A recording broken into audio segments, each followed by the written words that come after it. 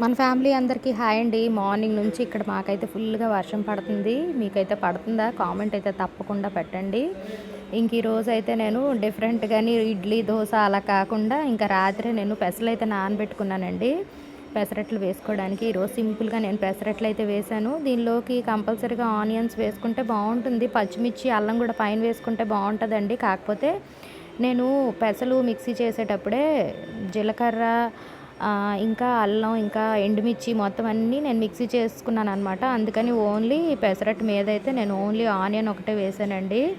ఇవి దోరగా ఫ్రై చేసుకోవాలి. నెయ్యి వేసుకొని కాల్చుకుంటే చాలా బాగుంటాయండి.